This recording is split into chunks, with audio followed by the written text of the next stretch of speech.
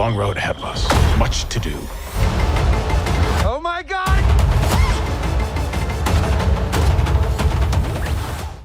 Welcome back, everyone. It's Charlie. Marvel finally released the first official teaser trailer for Friendly Neighborhood Spider-Man. This used to be called Spider-Man Freshman Year because it's meant to be Tom Holland's Spider-Man from the MCU getting the spider bite in his first year as Spider-Man before the events of Captain America Civil War, meeting Iron Man, the Avengers, Infinity War, Endgame, everything that happened during Spider-Man No Way Home.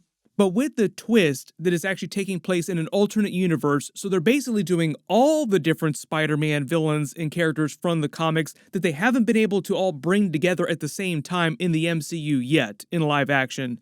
So they're using this alternate universe spin on Tom Holland's MCU Spider-Man to say, what if Norman Osborn Green Goblin became his man in the chair instead of Tony Stark Iron Man? But there is a version of Iron Man during the series. Charlie Cox is going to be part of the series as his version of Daredevil. Benedict Cumberbatch is doing his version of Doctor Strange. But it all looks like Steve Ditko animated the whole thing. Like, what if we did a Spider-Man TV series based on MCU Spider-Man with a slightly alternate universe spin, all of his villains from the Spider-Man comics, but all the other big Marvel comic book characters back during the 1960s, and Steve Ditko were to animate the whole thing himself. On top of that, they're also doing a version of Venom. There's a bunch of Sinister Six characters. Like I said, Dr. Octopus, pretty big character during this. So pretty much any big Marvel character you could imagine from the comics, not just Spider-Man characters, but like all Marvel characters are active in this version of New York City. This is basically the place we wanted to get to in the live action movies. Like, when can we see this in live action? But it's taken them like 10 plus years to even get close to that. This is part of the magic of TV shows. They just have way more runtime to actually populate the universe and do justice to all these different characters. Of course, I will be doing all the episode videos for it when it starts in January next year. Be sure to subscribe to get everything. It'll be like the first big thing that happens from Marvel in 2025. There's also a bunch of extra trailer footage they released at Comic-Con that I'll talk about during this video too that they did not release online because it gives us a much better idea for what's going on with the characters, especially the way they're showing him get the spider bite and how they're explaining Venom inside this Spider-Man universe. So just starting with the trailer footage, they changed the name of the series, obviously. It used to be called Spider-Man Freshman Year because it was Tom Holland's year one spin on the series. I think they changed the name of the series because they wanted to go multiple seasons, and if they were to do season 2, it would sound more like Spider-Man sophomore year, and you already start to see some of the timeline issues. People would expect them to be doing stuff from Captain America Civil War, and then eventually Avengers Infinity War, Avengers Endgame, Spider-Man No Way Home, and because they wanted this to be an alternate universe spin where they could do way more of the Spider-Man villains and characters from the comics, they just decided to say that it was completely alternate universe, so they changed the title so people weren't going into like year 2 of the series expecting them to do Captain America Civil War the way you saw it in the live action movies. Also because Friendly Neighborhood Spider-Man implies more ground-level Spider-Man stuff, which he's basically doing during year 1 of when he first gets the spider bite and figuring his powers out. The ironic thing about that, though, is that they also have a lot of Avengers-level characters running around in this version of New York. Like, you have Tony Stark Iron Man, you have Doctor Strange. So I expect it to get a little bit crazier because this is a series, it is animation. They can do pretty much anything that they want because they have all the Spider-Man characters from the comics and all the other regular Marvel characters, like Avengers characters. Sort of like, what if they did the Spider-Verse movies, but the Spider-Verse could also do way more Avengers characters that were not just core Spider-Man characters. There have been references to like Doctor Strange, for instance, during Spider-Man Across the Spider-Verse, but for the most part, all these characters are just Spider-Man comic book characters.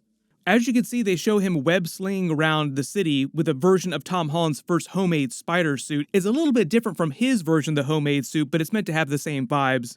You see him start to figure out his powers. They have the funny moment with him accidentally knocking the bully out with the brick on one of his first outings because he hasn't figured out how to use his webbing yet. They had the reaction shot from his friends cringing at him messing up. I'm not sure who this one on the left is meant to be. I don't think it's supposed to be Harry Osborn. That was my first thought, but Norman Osborn is black during this series. He's actually going to be voiced by Coleman Domingo, but they haven't said who's voicing Harry Osborn yet. You might remember Coleman Domingo from Fear the Walking Dead. He also voiced Unicron on Transformers Beast Wars, and a lot of people have been asking for him to be like the recast version of Kang in the live-action MCU movies now too. This person in the middle, I think, is meant to be one of his teachers at Midtown High, and the person on the right is meant to be Amadeus Cho. So they are doing Amadeus Cho on the series. I don't know if he's going to get his gamma powers during the series at some point. I assume that he will, so that means they'll probably also introduce a version of Bruce Banner Hulk inside this universe eventually. These are all the characters that they've confirmed so far. Like, this is a spread of most of the characters, but there'll probably be others that they'll introduce beyond this. Some of these are also meant to be double versions of Peter Parker in different types of Spider-Man suits from the comics based on the Spider Slingers. But notice versions of a lot of classic Spider-Man characters, very identifiable. Some of them are different looking versions of classic Spider-Man characters, but like you also have Tony Stark, Iron Man in his original red and gold suit, which Steve Ditko also created. Like, this is him in the original red and gold suit. I do not know who's going to voice him. It won't be Robert Downey Jr. just because he hasn't come back for the TV series, but I believe it's meant to be all the same What If actors who did those versions of the animated characters coming back for this series to do similar characters, but slightly different spins on them. And if it wasn't clear, this isn't meant to be a spin-off of What If. It's like a completely separate thing in its own universe. They revealed Hugh Dancy from Hannibal is doing Dr. Octopus. They haven't announced the rest of the full voice cast yet, or which other Spider-Man villains or characters are going to introduce beyond the ones that you see here, but these are a lot of the classic ones. One of the other biggest characters during the series, and in the Comic-Con trailer footage, is Nico from Runaways, most of you will remember. In this universe, she becomes one of Peter's friends, and they have adventures together. The other really big thing that they've revealed in the Comic-Con trailer is the way that they're doing his origin story and how he got the spider bite. We never actually got this in the MCU during the live-action movies. They just sort of brushed past it because we met him during his sophomore year when he was 16 years old. They're using the more fantastical spin on this alternate universe, like it gets way crazier, saying that he got the spider bite when Benedict Cumberbatch's Doctor Strange falls through one of his sling ring portals while fighting a Venom symbiote, and the spider that bit Peter falls through the portal with them and then bites him. You actually see that going down as he's talking to Nico in front of Midtown High here. This is actually a screen cap from that scene, like where Doctor Strange falls through the portal fighting a version of Venom. This is meant to be the Venom symbiote, this black goo creature that's standing over Nico, and Spider-Man standing there in the middle about to get the spider bite. So this is also the way they're explaining how Venom winds up inside this Spider-Man universe. He comes from another universe, as does the spider who bit him, which a lot of you will remember is also from Spider-Man Into the Spider-Verse, Spider-Man Across the Spider-Verse. They just explained that the Earth-42 spider that bit Miles actually came from a completely different universe. They haven't said who's going to voice Venom in this universe, though. It's not going to be Tom Hardy. These are meant to be the opening credits, too. I love the comic book vibe that they're going with to tell you his story while also introducing each episode. Like they're speed running his backstory each episode in the actual credits themselves. Kind of like X-Men the Animated Series and also X-Men 97. Like X-Men 97 tells you a little bit of the story when they change the intro episode to episode. But in this Spider-Man series, they're doing it as if you're reading an actual comic book, flipping the pages, that was animated by Steve Ditko. Like, what if Steve Ditko animated a Spider-Man series back during the 1960s? Some of you probably recognized his new suits that show up during this too, and the idea is that because Norman Osborn is replacing Iron Man as his mentor, he's the one that winds up using Oscorp to help him create these new suits with his Oscorp tech, with his Green Goblin tech. You know, I'm something of a scientist myself. Starting on the left, this is the Hornet suit, then the black one is the Dusk suit, then there's the classic Steve Ditko second suit. It's not the first suit. The first suit was red and black. There was an Easter egg for that during Spider-Man Far From Home in that version of the advanced suit.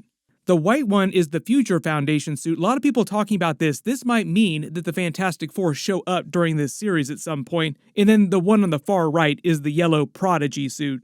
My assumption, because they were showing this off as part of the Season 1 footage, is that he will get versions of these or wear different versions of these throughout the later parts of the season. I think the first couple episodes, he'll just be wearing his homemade suit as he starts working with Norman Osborn. And just because of the Green Goblin of it all, we will see how long it takes for him to actually put on that Green Goblin suit and take that persona, or if he's already Green Goblin when the series begins, or if we'll get to see that origin story at some point. The other cool detail is that the theme song of the series also sounds like an updated modern version of the classic 1960s animated Spider-Man series. Spider-Man, Spider-Man, does whatever a spider can.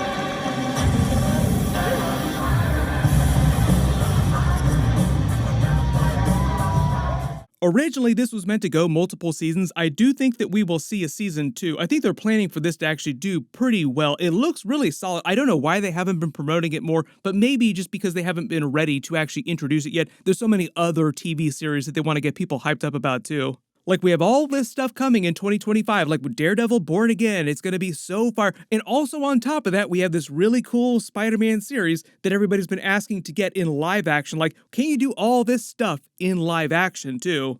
All the new trailers here that they've introduced really just raise more questions than they answer, so I'm sure they'll release a much longer trailer in the next month, because What If Season 3 episodes are actually supposed to drop December this year. If you remember my What If Season 2 episode videos last year, they're basically doing the exact same thing where they release one episode per day at the end of December through Christmas. So what they'll probably do is they'll release like a full What If Season 3 trailer video really soon, and then when What If Season 3 episodes are happening, they'll release that Friendly Neighborhood Spider-Man trailer. There are a bunch of other trailers that they released for 2025, so I'll do videos for all those too in the next couple of days. So there's a bunch of stuff coming up. All of it looks like it's going to be real solid, so really good stuff coming. Just because there's so much stuff going on in this footage, if there's any Easter eggs or references that you spotted that I didn't talk about in this video or my previous videos, write them below in the comments.